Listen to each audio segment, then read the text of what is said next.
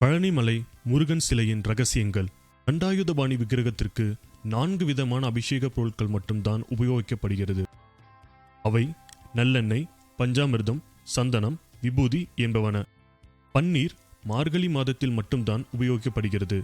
இவையில் சந்தனம், பன்னீர் தவிர மற்றவை எல்லாம் தண்டாயுதபாணியின் சிரசில் வைத்து உடனே அகற்றப்படுகிறது. முடி முதல் அடிவரை அபிஷேகம் என்கிற முழு அபிஷேகம் சந்தனத்திற்கும் பன்னீருக்கும் மட்டும்தான். இதில் சிரசு விபூதி என்பது சித்தர் உத்தரவால் பக்தர்களுக்கு வழங்கப்படுகிற ஒரு பிரசாதம். கிடைப்பது மிகவும் புண்ணியம். ஒரு நாளைக்கு 6 முறை தண்டாயுதபாணிக்கு அபிஷேக அலங்காரம் செய்யப்படுகிறது. இது 5 முதல் 7 நிமிடத்திற்குள் முடிந்துவிடும். அபிஷேகம் முடிந்து அலங்காரம் செய்துவிட்டால் பின்னர் அடுத்த அபிஷேகம் வரை மாலை சாற்றுவதோ பூக்களால் அர்ச்சனை செய்வதோ இல்லை. இரவில் முருகனின் மார்பில் மட்டும் வட்ட வடிவில் சந்தனக்காப்பு சாத்தப்படுகிறது. விக்கிரகத்தின் புருவங்களுக்கிடையில் ஒரு பொட்டு அளவுக்கு சந்தனம் வைக்கப்படும்.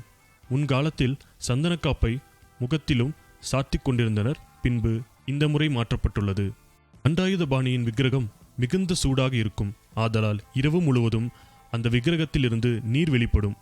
இந்த நீரை அபிஷேக தீர்த்தத்துடன் கலந்து காலை அபிஷேகம் நடக்கும் பொழுது அங்கு இருக்கும் பக்தர்களுக்கு பிரசாதமாக விநியோகம் செய்கிறார்கள். தண்டாயுதபாணி சிலையில் நெற்றி, ருத்ராட்சம், கண், மூக்கு, வாய், தோள்கள், கை, விரல்கள் போன்றவை மிக அற்புதமாக உளியால் செதுக்கப்பட்டது போல் தெளிவாக இருக்கும். இது போகரின் கைவண்ணம். சிலையை சுற்றி எப்பொழுதும் ஒருவித சுகந்த மனம் பரவியிருக்கும். இந்த சிலையை சுற்றி எப்பொழுதும் ஒருவித சுகந்த மனம் பரவி நிற்கும்.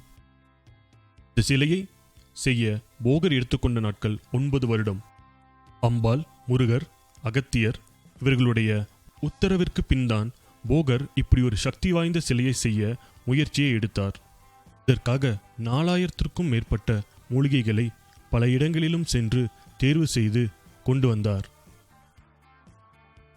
81 சித்தர்கள் இந்த நவபாஷாணத்தை போகர் சொற்படி தயார் செய்தனர். இது பொதுநல எண்ணத்துடன் செய்யப்பட்டதால் காலமும் இயற்கையும் தன் சீற்றத்தை குறைத்து கொண்டு சித்தர்களுக்கு உதவி செய்ததாக ஒரு தகவல். போகர் இகபரத்தில் இருக்கும் பொழுது தன் மனைவிக்கு கொடுத்த வாக்கை நிறைவேற்ற முருகனை மேற்கு திசை நோக்கி பிரதிஷ்டை செய்தார். இதனால் மலைநாட்டில் உள்ளவர்களுக்கு பழனி முருகன் குலதெய்வமானார்.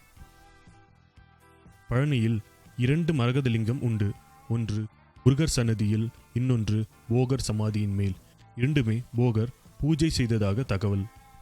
தண்டாயுதபாணி சிலைக்கு இடது பக்கத்தில் ஒரு சின்ன மரகதலிங்கம் உள்ளது. அவரை தரிசிக்க வலது பக்கமாக சென்றால் தீபம் காட்டினால் மட்டும்தான் அதை பார்க்க முடியும்.